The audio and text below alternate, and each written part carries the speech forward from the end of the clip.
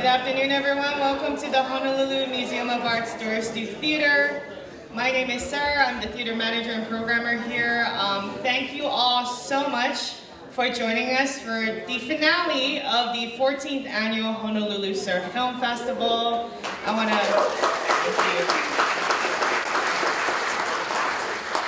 this is our first festival back since 2019, fully in person, and I just want to thank each and every one of you for coming out, coming in person all throughout this month. The support is really felt, and it makes me love what I do. So really, thank you all so much for all of your support. It's been a really great month. I have a few other shout outs to make. I do want to shout out to our committee members who couldn't be here today. We have Crystal Thornburg Homesey. She's part of this community. She's a wonderful surfer. She's been on this committee for a while. Couldn't have done this without her. We also have newcomers, Martina Duran, who's the founder of Textured Waves, and John Santos, who is a wonderful, wonderful surf enthusiast and graphics designer. So couldn't have done this festival without them. And this design right here was designed by Manny Aloha, who is in the house today, right there. Yes. Before we get into today's full program, I do want to announce our winners of the festival this year. So our audience choice for best feature this year is Surf Nation. If you didn't catch that, that's a wonderful documentary, very interesting documentary about the formation of the Chinese national surf team, the Surf Nation. And this one I'm really happy to say because it had like my vote immediately. Our audience best choice, best shorts this year is Beyond Sunset, the wonderful shorts documentary about surfer Emmy Erickson by Keith Malloy. We were delighted to have Emmy here for each of those screenings. She's such a wonderful person, and this is such a personal documentary about her. So if you have the chance, please do check out Beyond Sunset. And then our jury award, our jury really deliberated for a long time. There's such an amazing slate of films this year, but I was going over texting with them all of last night to the last minute through this morning. We were all like, oh no, what are we gonna pick? But we all really just had one in mind, and it was Through the Doggy Door. Yes, by Joe Alani.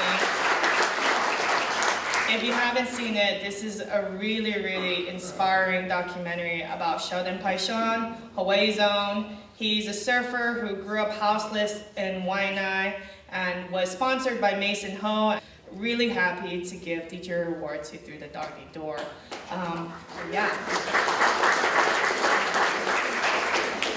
To start the festivities for today's finale event, this is someone I've been working with for so many years on this festival.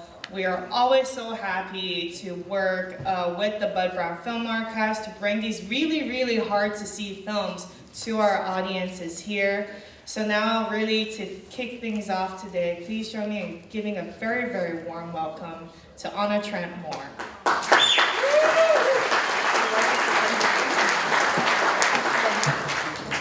Thank you, Sarah. Good afternoon. My warmest aloha to each and every one of you here today. I extend my mahalo to the Honolulu Museum of Art for bringing back the festival this year, and to our film director, Sarah Fang, for her tireless work and commitment, and our panel who will join us this afternoon on stage following the film. Randy Rarick, Jock Sutherland, Dave Wassell, Derek Dorner, and Mark Healy.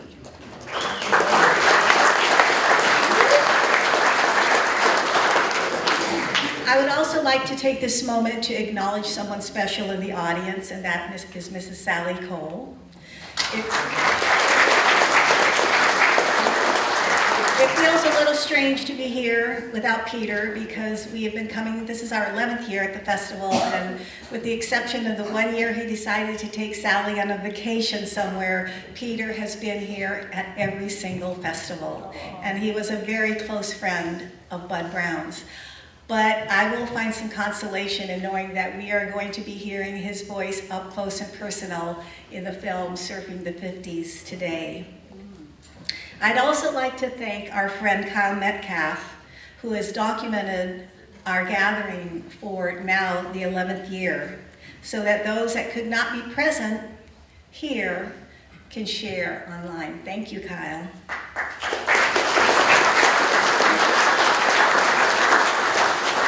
And a most loving mahalo nui to the man of the afternoon, the one and only, incomparable, Mr. Joey Cabell.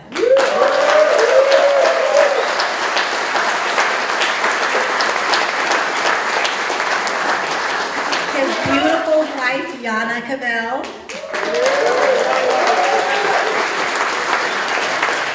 and the Cabell Ohana, who have joined us today. A reminder that following the film today, there will be a celebration that will continue at the Chart House, and the Cabells and the Chart House has graciously extended a gathering where everyone will toast Joey with a free glass of wine or beer, and they're extending the happy hour into the night for all of us. So thank you, Chart House.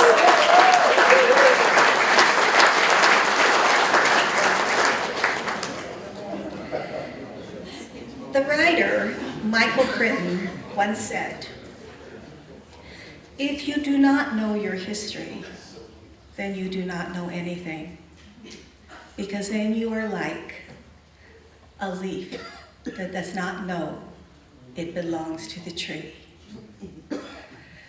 Throughout time, in many cultures, there was often one chosen to keep the history of their tribe burning bright. Their quest was to memorize, preserve, and protect the story of their people so that it would not be lost to the wind. Because they understood full well that to lose your history, to lose your story, meant to become lost.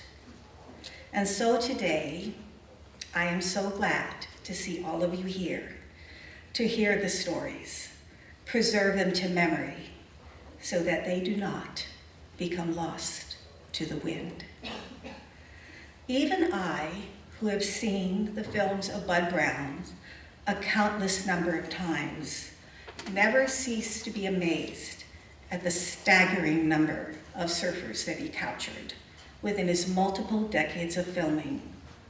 Films which now remind us that while life should be lived in the present, we must never forget that it is because of the past that we have this luxury to do so. That it is a road that was carved behind us, which scaffolds the building of the road which lays before us. Today, we are here to pay tribute to one of our kupuna, a great carver of the road, a surfer who has inspired many in the tribe of surfing, Mr. Joey Cabell.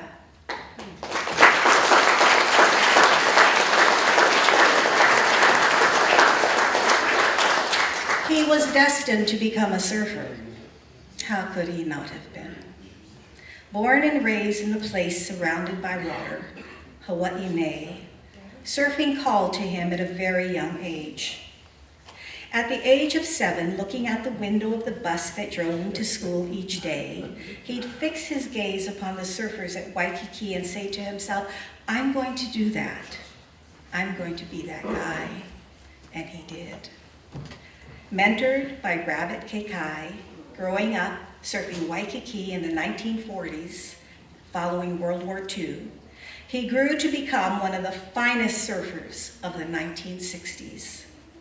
Greatly admired for his smooth, elegant style and speed on a wave, Joey became a surfer of great diversity, riding anything from fun 3-footers on the South Shore to 25-foot waves of consequence on the North Shore and Makaha on the island of Oahu, to epic Honolulu Bay in Kauai, where he trained for the large winter swells by swimming the 17-mile Napali coastline with his friend Mike Doyle. Ever ready because this was in the day of no leashes, flotation vests, or lifeguards. His success in the realm of competition is prolific. He won the Makaha International Championships 3 times, first in 1963, then in 1967, and 1968. He would go on to win the Peru International Surfing Championships in 1968 before winning the prestigious Duka Hanamoko Invitational at Sunset Beach in 1969, leading Surfer Magazine to name him one of the 25 surfers who changed the sport the most. Joey was one of the cadre of 4 surfers, composed also Fred Hemmings, Paul Stroud, and Butch Van Arsdalen, all selected for the prestigious Duka Hanamoko surf team, the first surfing ambassadorship that joined Duke to surfing competitions around the world to spread the stoke of surfing and aloha.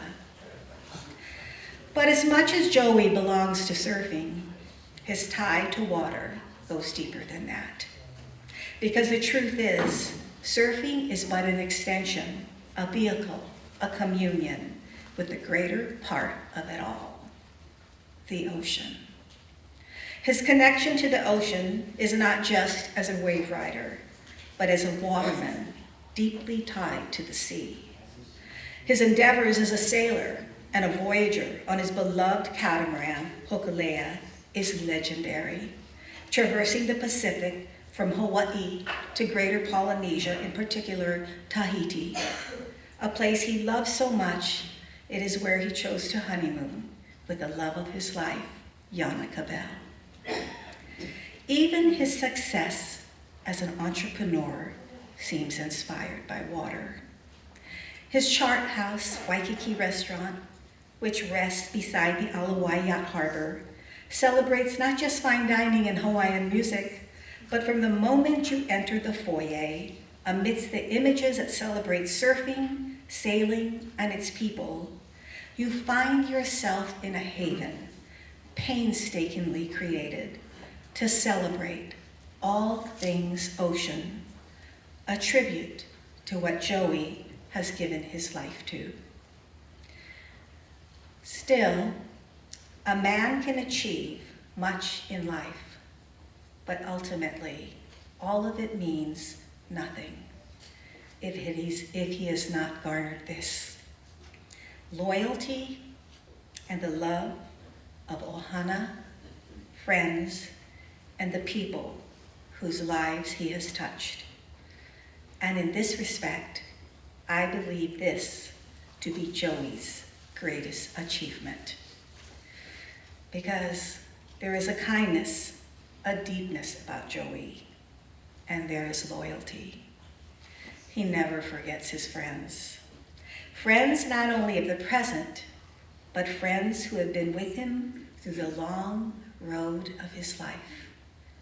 When you are in his circle, his friend, he is one of the most loyal individuals. And I know this from personal experience. He was a friend of my father's, Buzzy Trent. Those that knew Buzzy knew how terribly reclusive he was toward the end of his life. And unless you happened to see him walking the 20-mile stretch along Kalanianiole Highway, a Buzzy encounter was rare. But even though the years had passed from my father's big Makaha days, Joey never forgot him and made an effort to remain a presence in his life whenever he could, and in what way Buzzy was able to permit. And of course, too, Joey and you too, Yana, never forgot dear Joe Quigg until the end of his days. So today, Joey Cabell, it gives us great honor to celebrate you, a surfer, a catamaran sailor, a skier, father, grandfather, friend, husband, and most truly, a man of water. Thank you.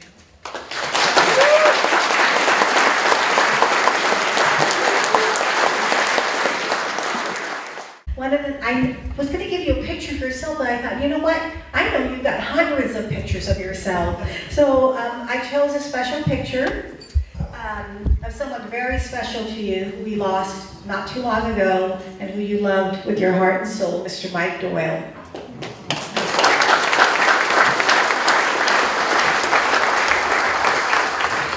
And I know this isn't as big as a lot of the waves you ride, but it'd be something you put on your desk and think about us and think about surfing and how much we love you so with all our heart and soul. So Joey Cabell, come up here.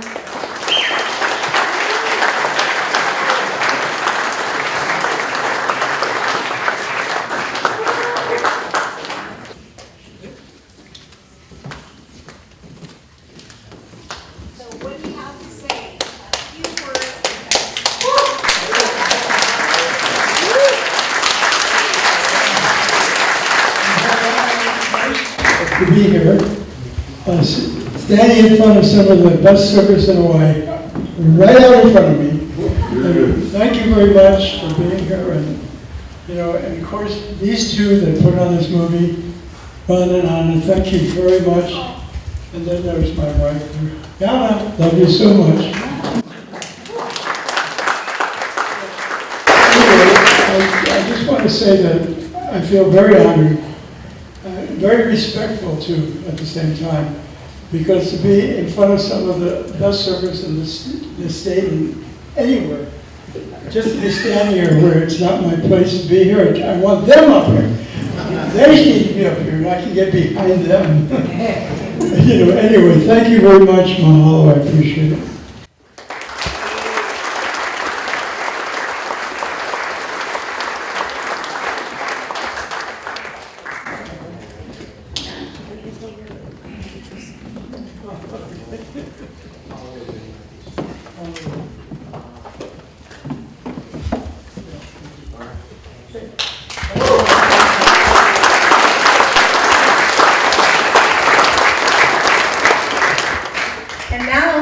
Surfing the 50s. We have now finished Surfing the 50s by Bud Browne, and we'll go straight to the panel discussion after.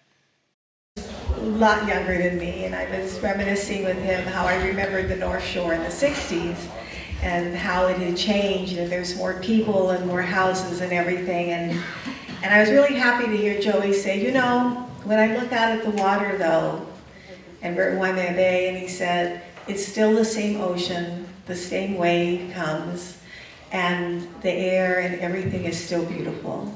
And so today, it fills me with joy that we have surfers from different epochs in the audience today. We have our kupuna from decades ago, and we have some of our stellar chargers today, and reminding us all that time means nothing really when you have something, a great love for surfing, because that is what is timeless. And I'd like to, with that, introduce some people to our panel today.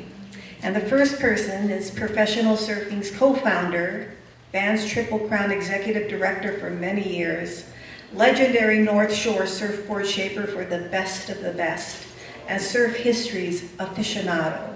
A legend on so many levels. Let us welcome Mr. Randy Rurick.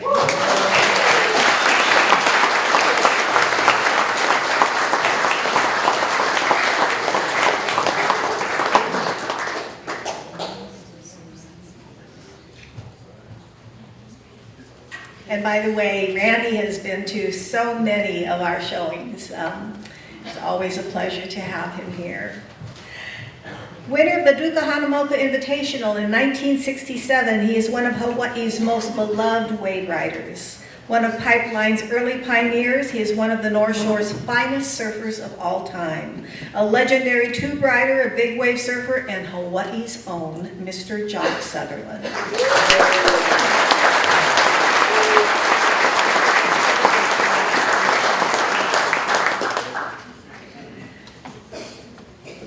And next to Jock, in the middle, I want to bring up our man of the afternoon, most honored, Mr. Joey Cabell.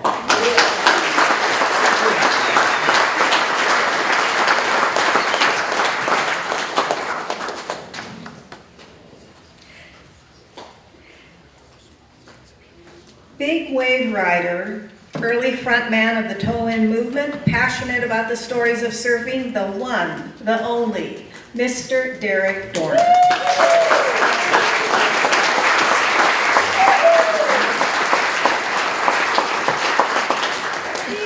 Big wave charger, big fish hunter.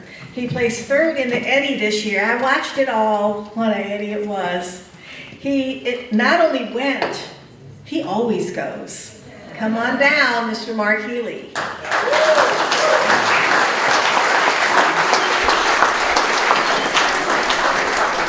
Another former Eddy invitee, North Shore lifeguard, this surfer embraces all that is Hawaii and Hawaiian. A gentleman, a charger, he's done it, he does it, he lives it. Mr. Dave Wassell.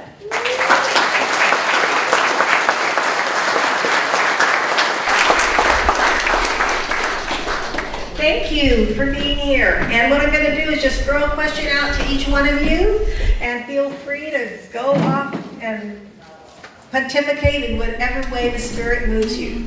But I will start off with a question for each one of you, because you have lots to share. Randy Rarick, in the history of surfing, Joey is the Renaissance man in a league of his own. What do you think is Joey's greatest contribution to the sport of surfing? Well, you know, it's interesting because I've known Joey since I was a little kid. I grew up in town, and Joey was a generation ahead of me, so I always looked up to Joey, and it was really innovative because he was able to change through the different eras as surfing progressed.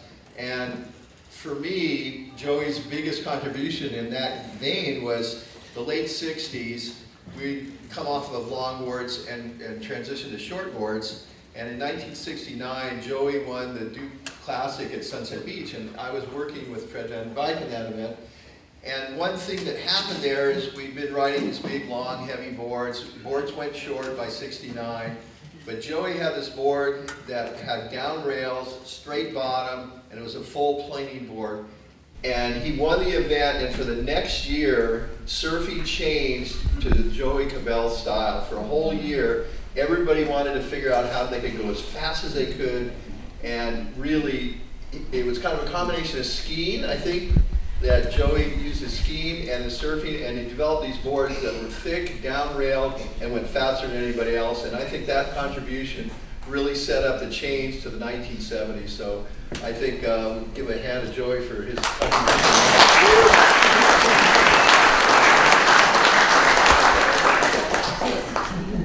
Jock Sutherland.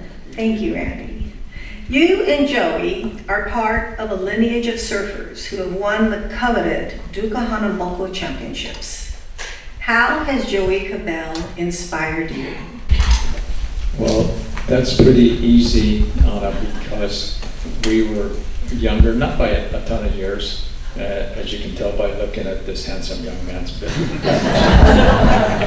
But we, like people like Jeff Hackman and myself, and Tommy Winkler, the younger guys than we are, Tommy Winkler, Rusty Starr, that Joey knew well, and he inspired us all with not only his footwork, but his overall performance on big and small waves. But I'd like to say that, agreeing with Randy, that he came from the era of when boards were transitioning from the big, long hard to ride boards with the wide tail and no skates to post Tom Blake era. Was Tom, Joey, the first guy to start putting fins on boards? Was it Joe Quick or? Yeah, it was probably Tom.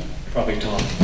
My father had a 14-foot redwood balsa board, and my mom told me that Tom cut 4 feet off the tail and put a fin on it, and I still don't know what that board is. But one of the things that I noticed in the small short that we saw of you, Joey, starting off tonight, was the footwork, the quick footwork. And may I ask, was a lot of that due to when you folks used to ride the high curl boards and like queens before fins, and so you used the edge of the board more than the tail, because the tail was sliding out, and so you learned to be a good nose rider back then? Is that about right? Well, that's another era now. You're going to talk about that era. Okay, in those days, starting with wood planks, to turn the board, if you're a regular foot, you'd have to hang your toe over the side of the rail. And it would slowly come around. And then to turn back, you'd have to put your heel over the side of the rail. And the board would again slowly come back. So that was where it started, probably, right? Maneuverability, kind of, right? And then it went on from there.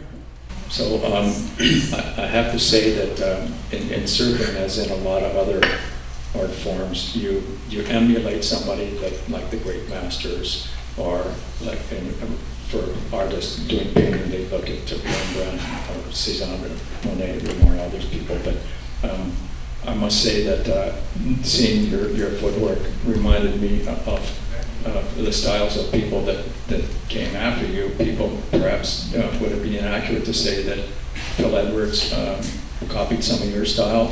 I heard a story that we all looked up to Phil back in the old days as much as you or say Paul Stroud, but I look and I see bits of a lot actually of Midget Farrelly style, even Mikey Doyle style, and people like that have the quick footwork which you needed when you had a bouncy wave at Macau or a fast wave like at Queens. And so I don't think it's inaccurate to say that many of us growing up were emulators of your style. We used to look up to Paul Stroud a lot, Jeff and I and the kids, but you were right in there, I would say, Joey.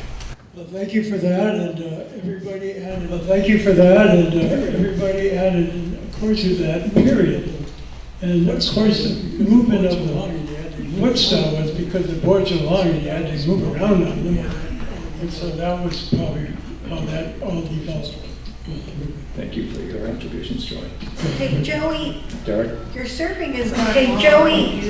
Your surfing has gone long, and you've had many days of days, I'm sure. It seems like every big wave rider has a story of the day to day. If you were to choose one day that summarizes the most memorable day, unforgettable day, epic day of surfing, what would that be? Well, I lived a lot on Kauai for 25 years, so I had a chance to ride some huge waves on that small wave from the west. And so when that swell was coming from the west, you could go right through it without hitting the ball. 25 foot. Anyway, there was faces maybe 25 foot. You get in faces maybe even 30. Just you get in those tubes, and I mean it's just memorable for sure. Kings. What did they call the outside break? Kings? Kings was the outside break. They were breaking 100 feet. So who else? Was it Jimmy Lucas? Maybe Bob State? Yeah, that's right. Yeah, Jimmy.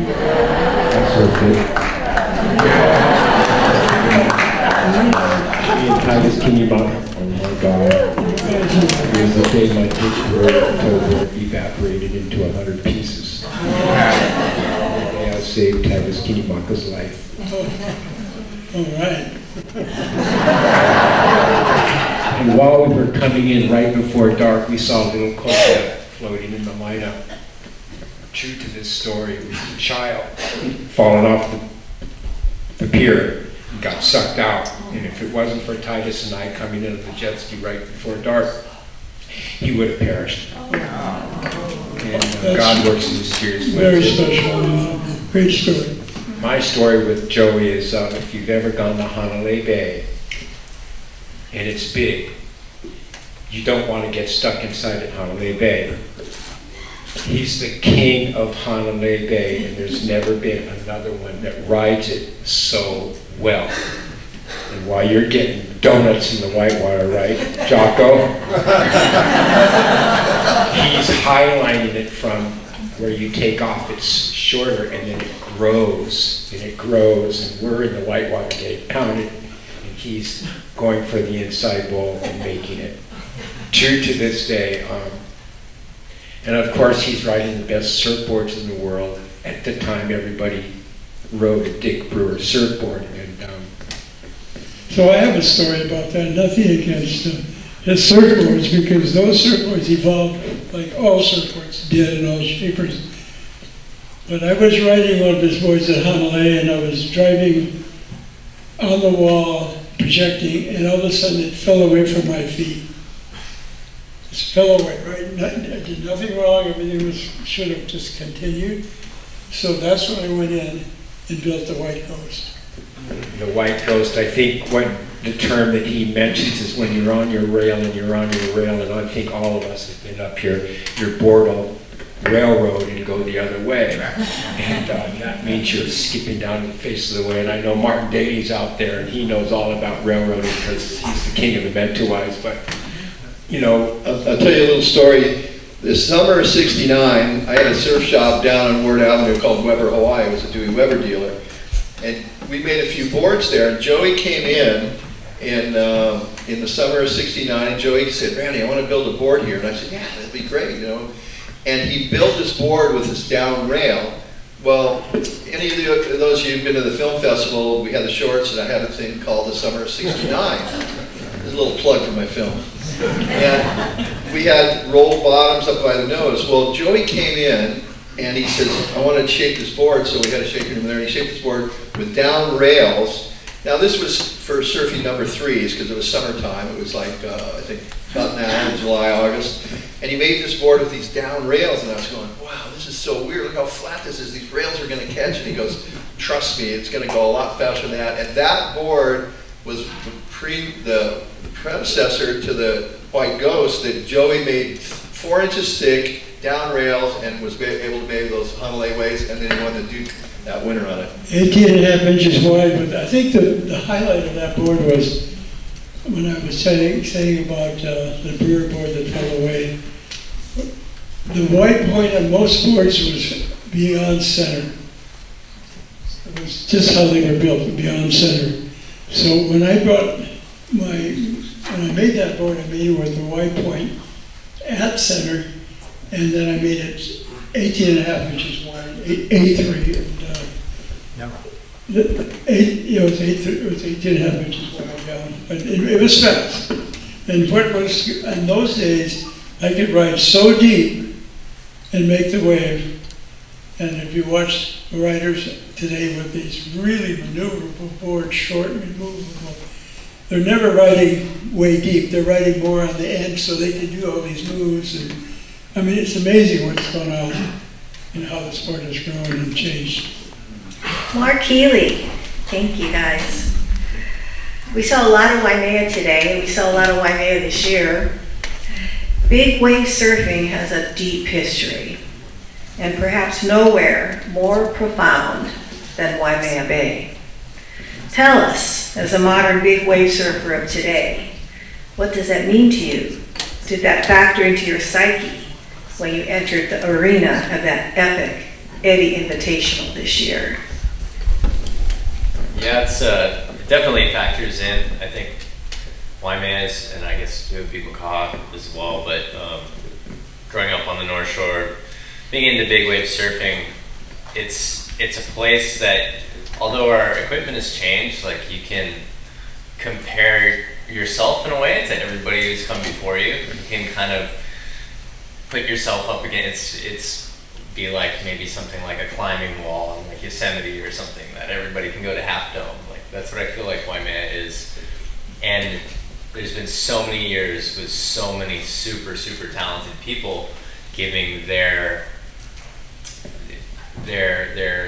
approach, their artistic, or just charging, or and it's a very simple way. It's mostly just a drop. So it's fun to try to find your own line out there and try to do it a little bit different. And I just love the challenge of it like that. And that was definitely front of mind. And not often do you get these guys, like the highest caliber guys, going to Waimea on big swells. Usually they're going to be at Jaws or they're going to be at some of the outer reefs.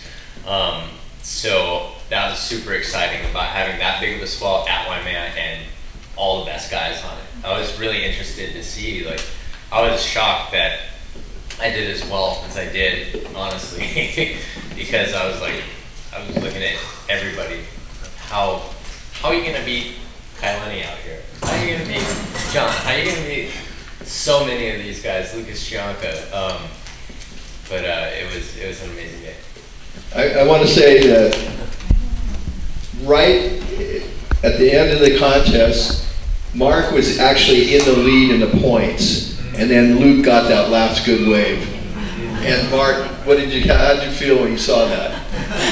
Well, you can't even see anything because there's such a crowd. Like, I would see him for a second, and I'd hear people like yelling. It's like, okay, time to look over, and I'd see him at the top of ones, and I'm like, he's taken off exactly where he needs to be, and these are like closeout sets. Like, pretty sure he just won this thing. And this is like the third time I've seen him do it. So yeah, Probably. Excuse me, Derek. Well, probably Mark. What you know is that Luke, because he's guard down there, and he's seen a lot of good-sized days, like Eddie used to, that he had confidence, and so he had, the comfortability there, and plus it's always nice to have the magnetism, to have the just right wave come to you, right? Here it is, what are you gonna do with it? Yeah, and knowing like how many people he watches surf at Waimea, and because it's such a fine line, right, of completing a ride and actually kicking out in the channel or getting mowed by the whitewater, especially on those big ones. There's like just this little pocket you gotta be on. And that's, even for my waves that I got in my second heat, the guys, luckily I had, who was it? It was like Zeke and, somebody else. But they were paddle battling each other pretty hard. So I was like, ooh, okay, I can sit on my lineup right here and they're not gonna be right on my inside. But they would only be like 20 feet further deeper. But as soon as it hit the reef, it would just push and swing wide. So, yeah, it's just that fine line. It's such a small window to be able to make those bigger waves at Waimea. It's fun. I like what lineup every set was closing out. Yeah, straight Anders. What I want to know is, since we were in the Eddy from the very beginning and there was just a few of us, what's it like to surf in front of 300,000 people? Oh, it's insane. I've never... you couldn't even get to the bay 2 days before the event. Yeah. Before we let Mr. Dave Wassell comment, because he's the man of your... what's it feel like? It's, you know how Waimea, it's already got a ton of energy to the place. It's like, it feels like it's a funnel, like just all this energy, whether it's like just the land, the way it looks, the history of it, the waves, but then you add all the people and all that energy directed at you and being able to hear everybody. And it's like, there's like a cadence to, like, there'd be giant sets out the back and you're like, ooh, those look like black ones, right? And then it's like, you hear the rumble start of the crowd on the beach as they get closer, and you're like, everyone's looking at each other in the lineup like, hey, yeah, like it's on. And then you would hear the lifeguards get on the bullhorn and start calling people back from the water line. And like, okay, set's here. So whether you minus 30 seconds. Whether you decide to paddle out to that or maybe stay where you're at and turn around and come in, that's not like, congratulations. Thank you. How would you compare hunting for big waves to hunting for big fish? Because you catch a lot of big fish. Fish. It's like, it's very deliberate. There's a lot of preparation. The amount of preparation compared to the successful moment is disproportionate. It's way more preparation in very short moments when it all comes together. So it's like, it's very premeditated. You have a goal, you're going for this. I enjoy that part of both of those things. It's like, to me, it's really a pure way of having a concept and seeing it through and following it through to the end. Taking something from your mind and putting it into reality. Dave Wassell, big wave rider, lifeguard, diver. Your life seems centered around the ocean. Another big fish hunter. Tell us, in your opinion, and I know this has been asked a lot, but I'm always curious to hear a definition of this. What defines a waterman? Well, they don't make them like they used to, that's for sure. Just start.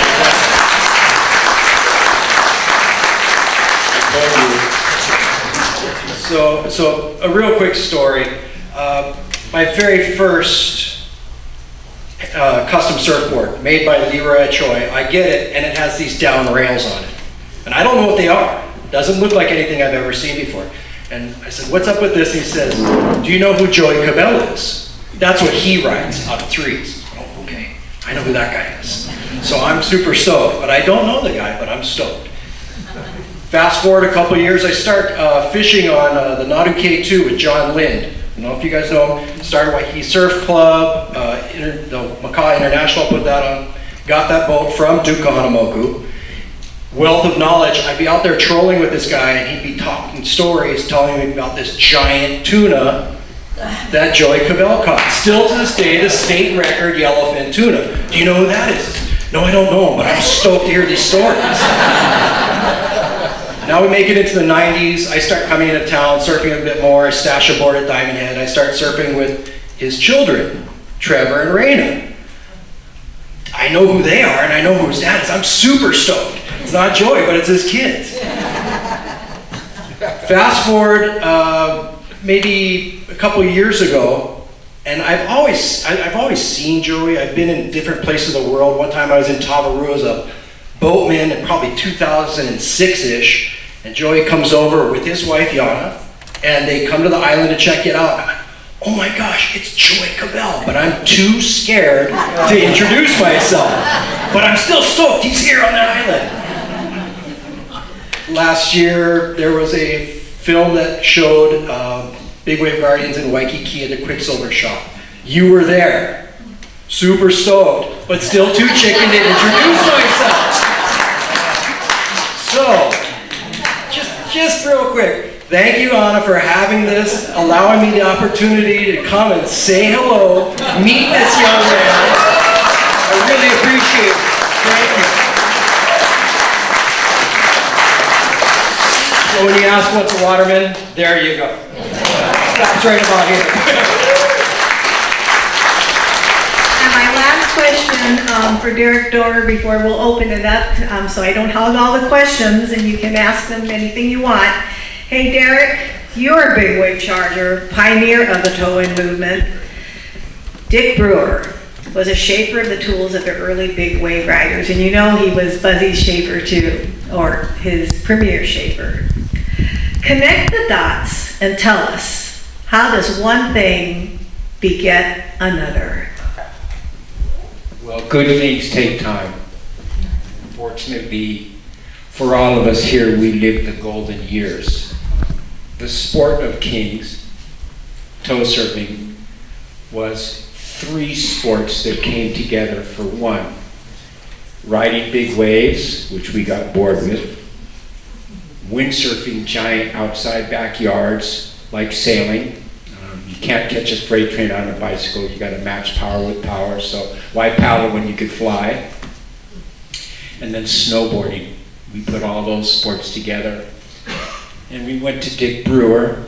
We were having some equipment problems and some cavitation problems and high-speed problems. Horrible wipeouts. Oh my God, they're right after the ride. We went to Brewer and said we want the board that goes from point A to B as fast as possible. And he just looked up at me and went, come back in an hour. And bring me a sandwich and a coffee. We came back and we opened up the door and all the smoke billowed out of the door. And there was Betsy 7 feet. He loved concave, full concave, and that was the beginning of the sport of kings, which kind of turned out to be the sport of fools after a while, because everybody convinced themselves that they could do things that they really can't. But boy, was it fun. The first 15 years, it was hell's bells. And it still is. Now it seems to have regressed back to real watermen and more skilled athletes. But for a while there, it was all aboard the crazy train. So we stopped. Now I just have my Wahine surf team. We go all over the island, and it just matters from 1 feet to 3 feet to 5 feet. It's all about the love and all of us surfing together and being happy and enjoying the moment, fellowshipping. And it was a beautiful thing listening to Peter's voice, having Sally here, all of you here, but we're all OG. We lived the golden years, and it's priceless what we've all gone through. And of course, sitting here next to Joey, Jocko, Randy, Dave. This kid used to come in my yard with little Maggie. He said, okay, no problem, I'm leaving my yard. Thank you very much. Thank you all for coming, and Anna, having us here. We love you. My pleasure. Your husband is so remarkable, and thanks Hawaii Surf Museum for your presence, and everybody here, aloha. I think we have a few minutes. Is there any questions out there that anybody wants? Anna? Yes. I have one more thing I'd like to add. It's a kind of a short one, I promise. Go for it. I'd like to tandem on Derek's story of being with Titus and helping save, a coincidence, luckily almost miraculous for the young Keiki. Is he okay today? Is he? I still get Christmas cards from him every Christmas. I'd like to tandem on that, and I'll tie it back the ends together here to bring it back to Joey. Is that in Kai Lenny's book, he talks about your being out there a good sized day at Jaws, as Mark and Dave have been.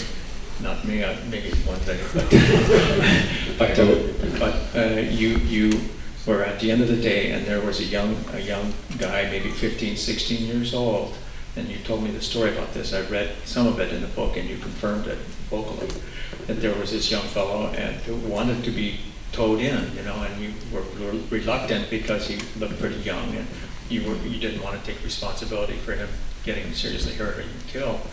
But you did it anyway, and it turns out that he had a first good wave and maybe a second or third after that. And it turns out that you knew his uncle very, very well, was a very dear friend of yours. And so I'd just like to say that in combination with the semi-work, let's just say the miraculous saving of this young Keiki at Honolulu, and your being in the right spot at the right time to influence this young kid who, maybe did he know that you were friends with the uncle at the time? Maybe not.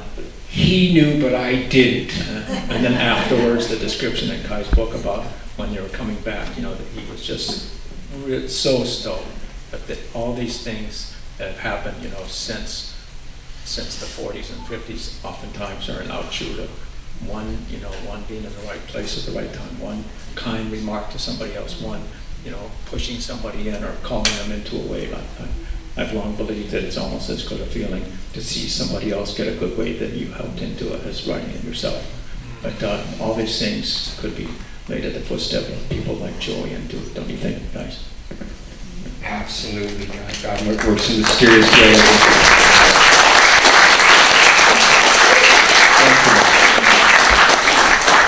Okay, are there any questions out there? Anybody?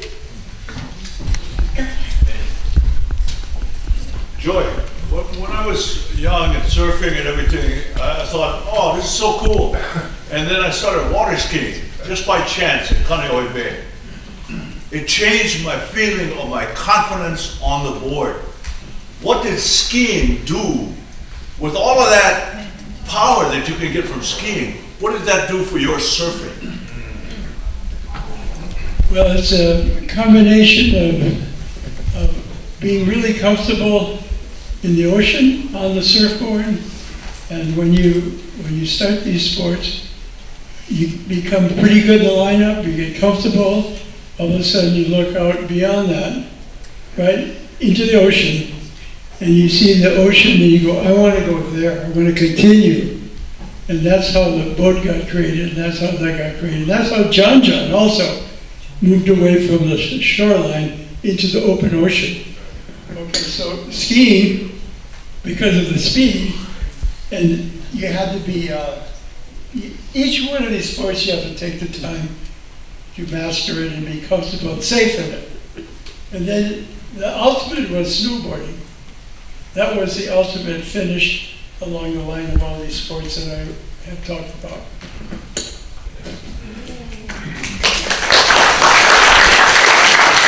Any other questions? Back there in the hat? Yes, hi. This question is for Derek. I believe I read a story about you in the North Shore Chronicles. It's you were telling a story about, I think, correct me if I'm wrong, and please help me put the pieces together, but I want to hear it from you.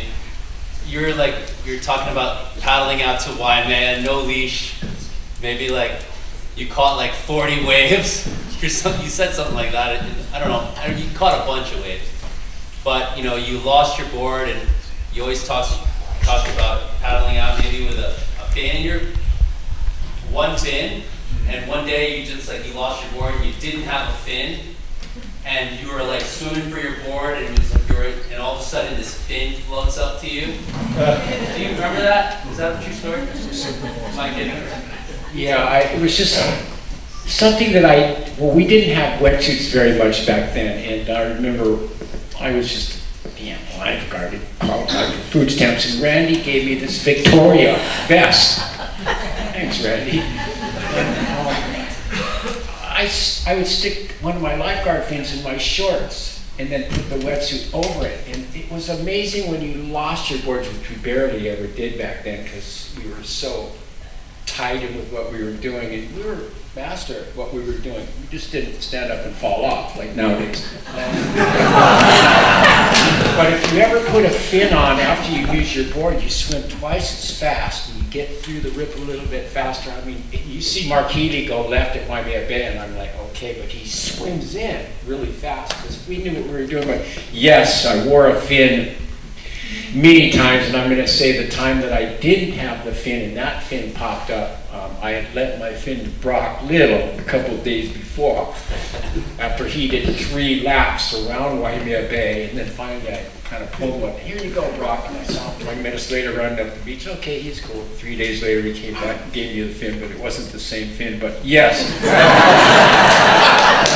I want to add to that. Super Bowl Sunday, back in the 80s, I don't remember what year that was, but there was only a handful of people out there, and I was out there with Derek, and it was giant Waimea, and it wasn't crowded because it was Super Bowl Sunday. Everybody was watching the Super Bowl. And it was kind of a cloudy, gray day, and it just was huge. And I witnessed paddling out Derek Dorner getting the biggest wave at that time in the 80s that I'd ever seen anybody ride at Waimea Bay. So tell us about it. Remember that one? Yeah, it was Super Bowl Sunday, and everybody was barbecuing and drinking beer, and it was 2 feet in the morning and 10 and 15 feet by noon and 25 feet by 3, and I looked at my girlfriend and said, I'm out of here. Showed up at the bay, and it was impressively big bay, and it was hard to get out. You had to time the intervals, you had to do everything that Peter and Joey, all of us that are taught us. You know, but it was patience. You just didn't jump in and think you could get out. So you had to wait a while, but I finally made it out, and it was one of those days where you didn't go out to it, you let it come to you. And there was just one little spot as big as this stage, and I seemed to stay on that spot, and I was in God's hands, and I pulled off some real hooters, as Peter would say. Okay, we have time for 1 or 2 more questions back there. Yeah, my question is about catamarans. And I've heard a lot of stories and read a lot of things about you guys in the developmental phase of the catamaran and sailing on journeys from like Newport Beach to Ensenada and the races you had. What was it like out there on a vessel that went that fast in an experimental phase? Okay, it was really Joe Quigg that you're talking about, I think, when you talk about the racing down to Mexico. Okay, he was early. He started all the great designs of the earliest days. And he's the one that started. And my boat came from Bob Casey's mold, which Joe Quigg made. And from that, we created the boat that I had. Okay, the speed, like I was out last week with a screecher on and 25 knots of wind, going upwind at 15 knots. Pretty impressive. And pretty impressive to be able to pull that off, going upwind at that kind of speeds. So there you go. It's part of the evolvement of the sports. Now you look at the trimarans that came in for Transpac. I mean, I had a chance to steer one of those boats. I was at the first boat that came in. I was there at 2 o'clock, and he said, because I knew the guy, he said, "You want to come this morning at 6 o'clock? We're going to take this trimaran out and get a helicopter and take pictures of it." These are the trimarans that set these records and so on, right? So, okay, I'm there. So he puts me in the driver's seat, which is different than anything I've ever been, but you're sitting sideways, like this in one of the hulls, and you're steering with this long arm. He said, "Okay, drive it." So I had a chance to take this boat out and turn it on, really turn it on, because I know how to turn these kind of boats on full speed. And it's the most amazing piece of equipment. And, you know, you're talking about surfing and how surfing has changed, how the boats have changed. And the same thing is true with boats. Everybody wants to foil today. And all boats want to foil too. So it's just where it's at. It's just what's the next level. What's the next level? And there you go. And we get a chance to experience it and do it and live it. Hey, Joey, I want to ask you one quick question, because as everybody knows, Joey's competitive prowess was amazing. He won Macau 3 times, he won Peru, he won the Duke event. And back then, Joey, especially during the transition from longboards to shortboards, you know, there was those people that said, you know, competitive surfing really isn't part of the soul of surfing. And yet you were able to win multiple contests in multiple countries, and then transition and move to Kauai and set the stage for a modern shortboard. Do you look at it as soul versus no soul, competitiveness? What's your feelings between competitive surfing and free surfing? You know, I think when you grow up surfing as a young age and you get more familiar with it, get better at it, more challenged by it, and then you're surfing with the crew in the lineup, like people like this, that you share the experience, and it's just the level you kind of move into, right?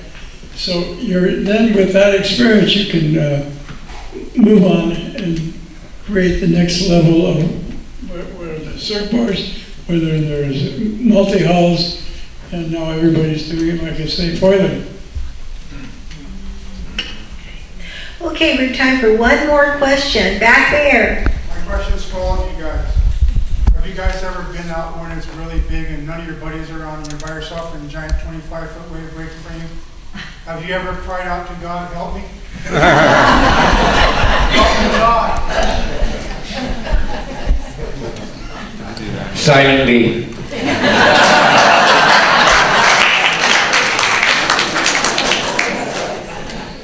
Wasel, what do you have to say about that? I think for me personally, I just draw back and look back at what they did in the past. And when you talk about being a waterman, it was being so committed to being the best individual you could be, mentally and physically. Who cares? They didn't care that they were riding archaic equipment. You know, I mean, back then, that's what it was. And then you look at that movie we just watched, not even a chance of hesitation, throwing themselves over the ledge. So when that 25-footer breaks in front of you, you just go, "Hey, they did it. I better pull it off." So that's what I did.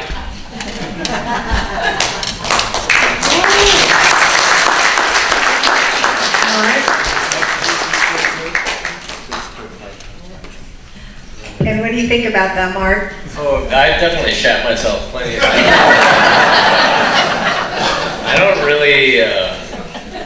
Pretty much when I'm in that mode, I guess the way I always try to put it is I try to take a poem and turn it into a math equation. So a poem being like all your emotions and your busy thoughts and everything going into it, and as soon as it starts getting bad, I try to strip it of all emotion and just hyper focus on the only things that I have control of, and shove everything that's out of my control out of my mind.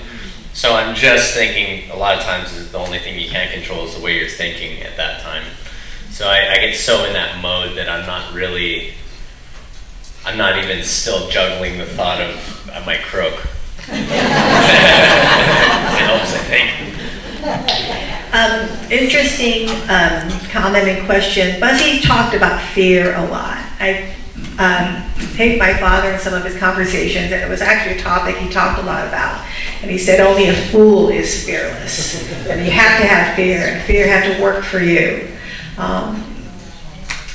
You are all surfers who have ridden and are riding waves of consequence.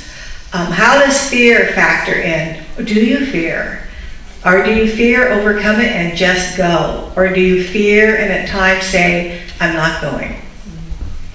Mark? I think because of Daddy. Well, I think people get a distorted view of, or perspective, or what they think you might think in regards to fear, because people just see the highlight reels. So you've probably chickened out of like 3 for every 1 you caught.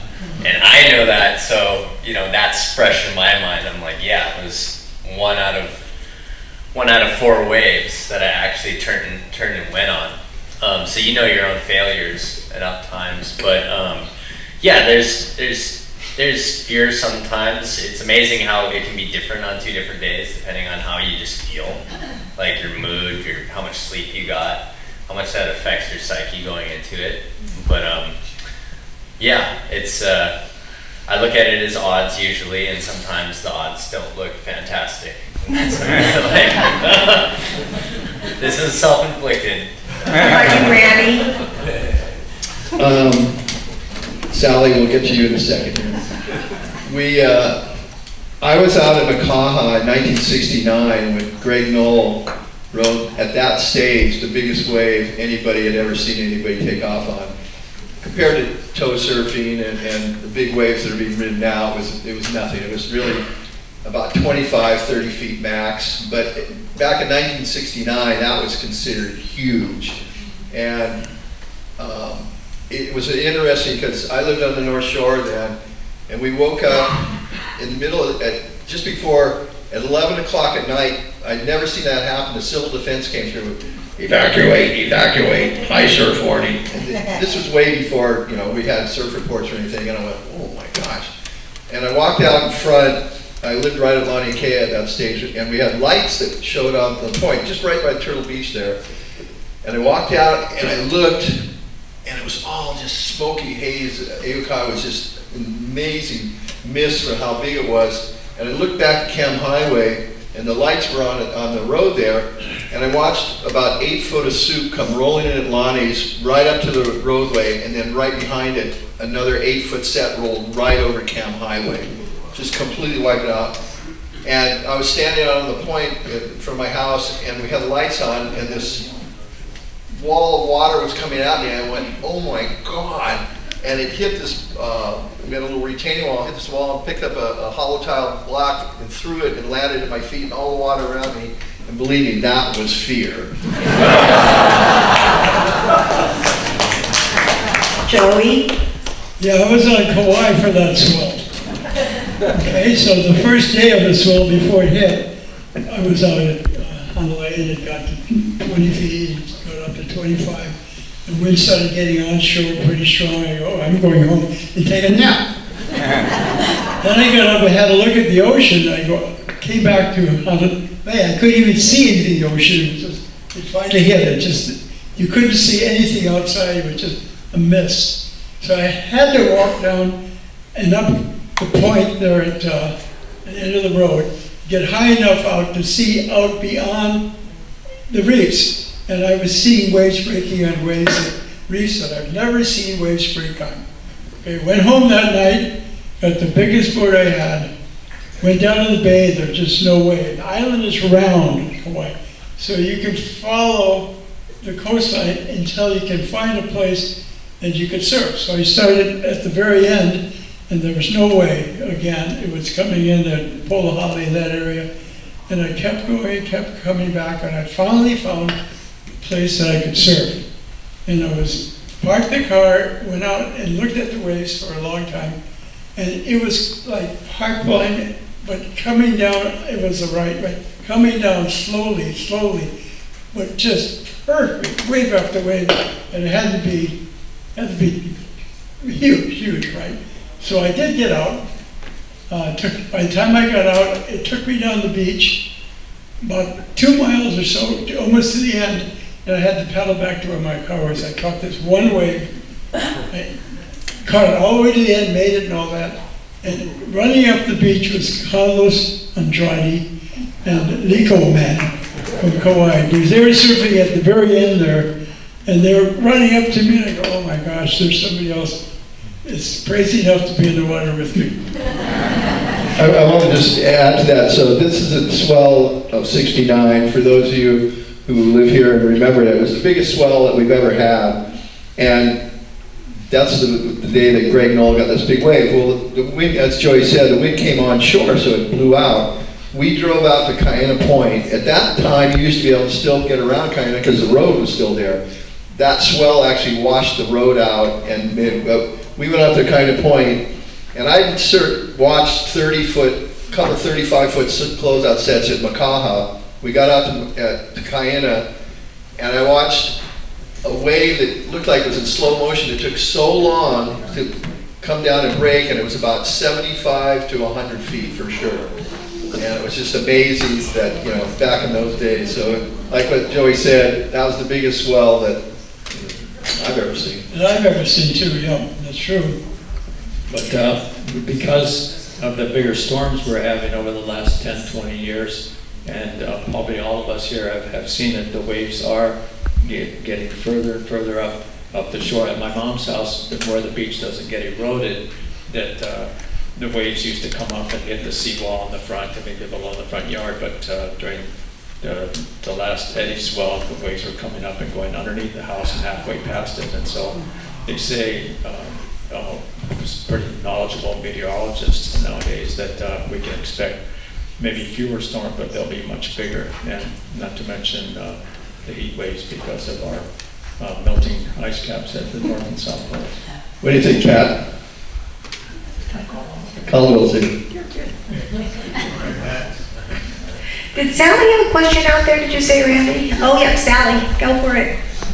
Well, I just have a little voice from the past and a perspective from a young person.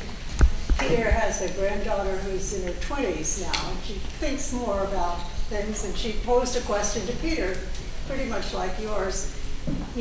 What do you think about with these giant waves like when you were at Waimea? Were you afraid? What did you think about? Peter's response was, I just swim.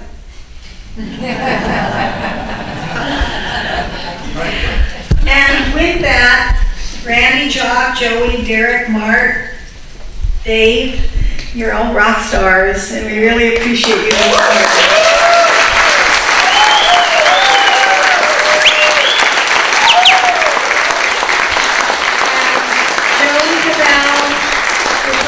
Biggest of all, and we love you with all our heart and soul. Thank you for being here. And thank you, all of you, for coming today. Mahalo nui loa.